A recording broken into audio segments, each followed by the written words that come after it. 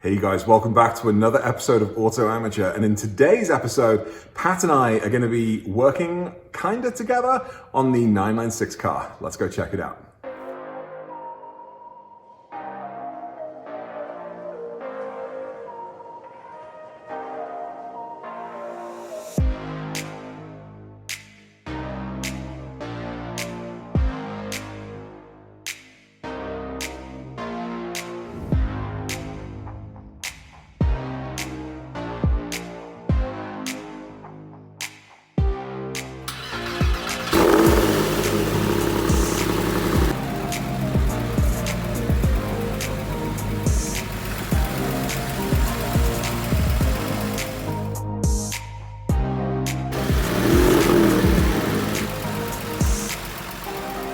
Hey guys, so I say Pat and I are kinda working together on the car today because in the state of Minnesota here, just like a lot of the rest of the world, we've gone back into lockdown as unfortunately the coronavirus continues to surge.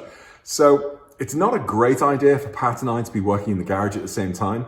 So I'm getting things started. I'm gonna be installing the black Carrera emblem on the back of the deck lid. Pat's coming over and I'm gonna have the cameras set up for him and drop in maybe once or twice with my mask on and the doors open to get some difficult shots if he needs some help. To get some difficult shots if he can't take them while he's doing all the work. But Pat's going to be doing the engine mounts by himself, volunteered. I'm not forcing him. I'm totally losing my way now. But yeah, Pat will be doing the engine mounts. And then after Pat leaves, I'm going to be putting the black lug nuts into all of the wheels, and we've got those sort of crappy scuffed up chromy ones from the original wheels that were on the car. So a little bit of backwards and forwards, a little bit of flip-flopping, but you know, we're slowly getting this car ready to drive, ready to get out on the road. We're gonna have to jump start it today because it's got a flat battery. But you know, we're making as much progress as we can as we get close to the end of the year, and we're sort of navigating our way through these crazy times and lockdowns and procedures and all of that stuff. But anyway, enough of that. Let's focus on the positive. Let's focus on the happy stuff. We're going to be playing around with the 996 car today, so let's get straight into it.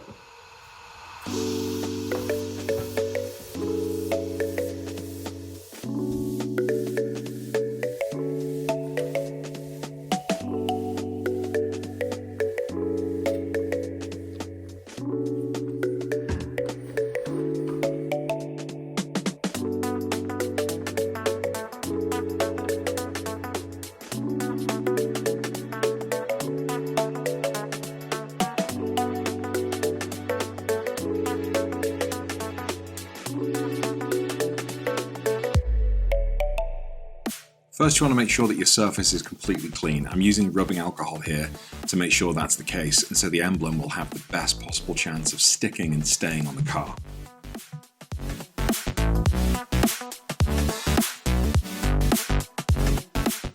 There are a couple of different ways to put emblems on the back of cars. The easiest way, which isn't going to get you necessarily the best results, is just to eyeball it. Are you going to get it right in the middle? Are you going to get it straight? You'd also spend a couple of $100s to get the stencil from the factory. But what I've done now that I've done this probably half a dozen times on a number of different cars, I've come up with this little approach where I'm using 3M blue painter's tape, which isn't going to harm the paint. First off, I take one piece of tape and I line up the center of the deck lid by using a point of reference, such as in this case, the center of the brake light, which is directly in front of me, and also the center mark of the duct lid spoiler. I'm then going to use a small spirit level to make sure that the second piece of tape I'm putting on the back of the car is also level.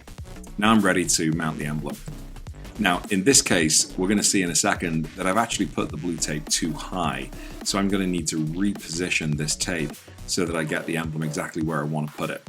Now because I've used two separate pieces of tape, this is actually pretty easy. So the horizontal piece of tape I'm going to peel off and just bring down and make sure it's level again. The piece of tape that's marking my center point will stay where it is, and then all I need to do is just peel it down a little further and I'm good to go.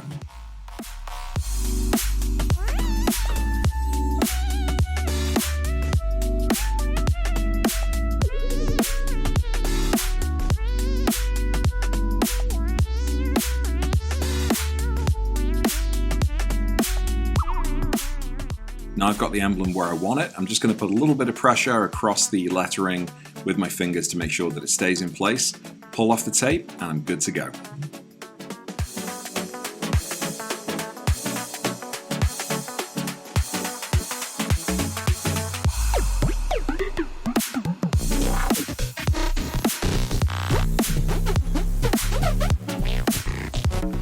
Because we're giving this car a second life and we're restoring it, I wanted to get a brand new emblem from the factory. It comes with a rubber gasket which protects the paint, and it sits in between the emblem and the hood itself.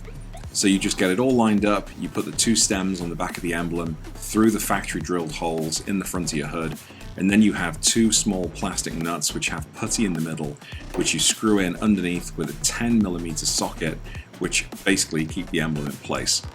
Now, these little screws are single use, so you have to use brand new ones to make sure that the emblem doesn't come flying off as you're driving.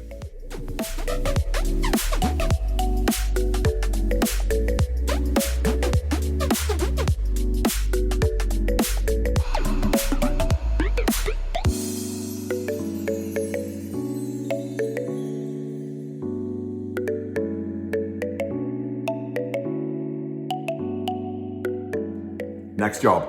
This one's for Pat, engine mounts. Two in the rear. He's going to talk us through the job. Let's get it done. So we'll lift it up, get it so that we can support the engine with our engine lift, or our transmission support that we have that we use to do the transmission. Support that so we can start taking the engine mounts off. But before we take the engine mounts out, we have to take the air box out, and we got to loosen the emissions control unit here. There's two bolts, one here, just to move that off to the side to get to this engine mount. This one's clear and open once you get this out, but we have to remove this just to pop it off. All right, before we get started, we're gonna have to raise the engine up just a little bit. So you can see here we got a little bit of a gap. We're just gonna take the weight off the engine mounts. So we're gonna do that utilizing our transmission jack here, just to take up that extra gap. So, all right, next we're gonna go through and we're gonna take the air box out. So we got one screw here to take out.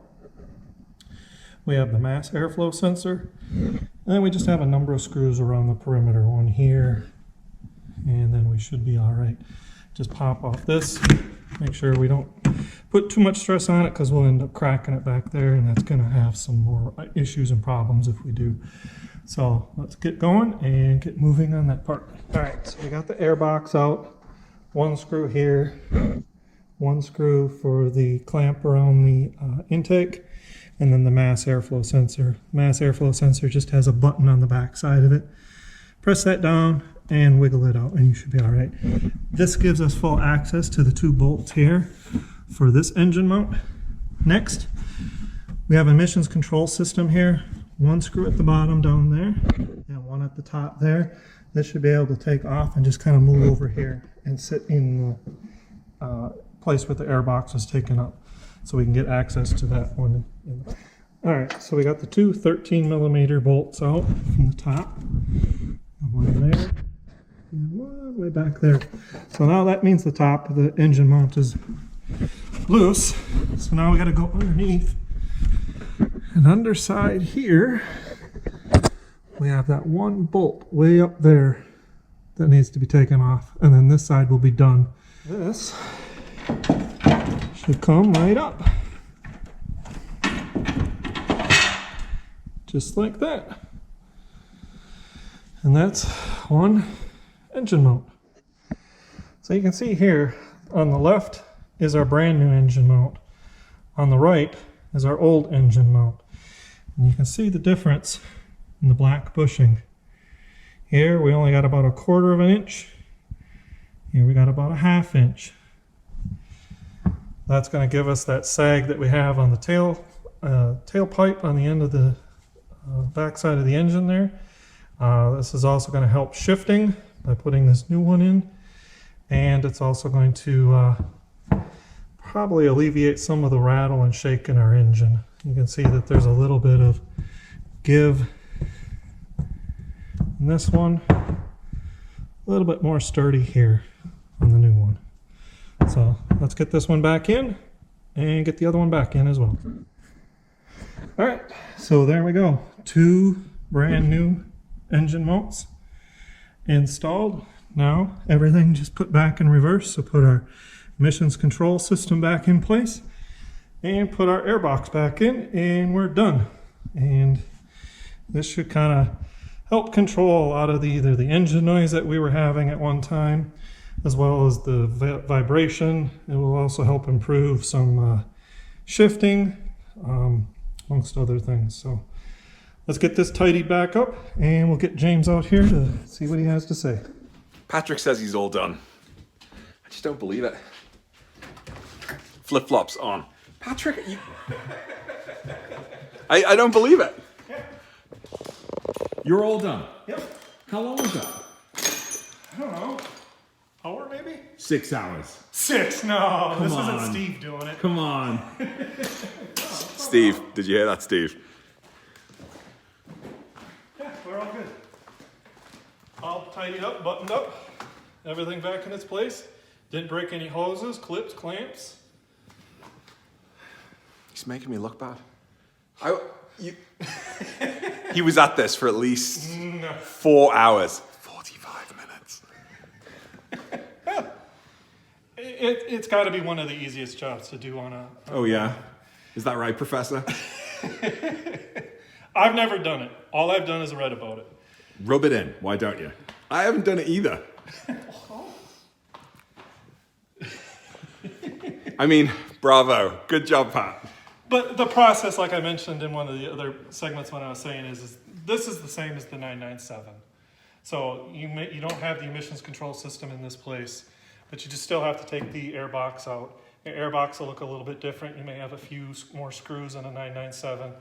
Still have to take the mass airflow sensor off. 2 bolts on top, 1 on the bottom on each side. Make sure you have the weight balanced and lift it up so that it's holding the weight of the engine. Do one side, finish it, move to the next, finish it, tighten it up, button it up. You're on your way. You think you're on your way? I'm done. No, you're not going anywhere. We're going to fire this up, and as long as that engine doesn't blow up, you did a good job. Let's fire it up. So the 996's battery is completely flat, and even hooking it up to my 991, it's not starting. So we fired mine up, and we're letting the 996 just sit for a few minutes to see if we can get it started. Otherwise, it's a trip to the AutoZone or wherever to buy a new battery. Let's see.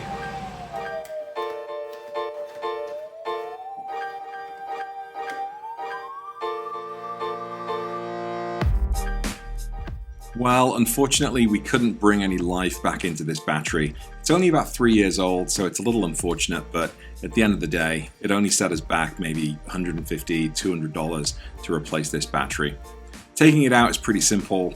Just make sure you're not touching the terminals directly with your hand. Use rubber gloves or just hold on to the rubber protective parts of each of the different components. What always surprises me with car batteries is just how heavy they are. They don't look very big, but they're pretty heavy. We've replaced this battery with a Superstart Extreme 12-volt battery. It's supposed to work very well in the cold climate here. We're actually saving about 20 pounds here. This battery is 50 pounds. The one we removed was just over 70, so a nice little weight saving there. Simple job, take it out, put it in, and now we're ready to start it up.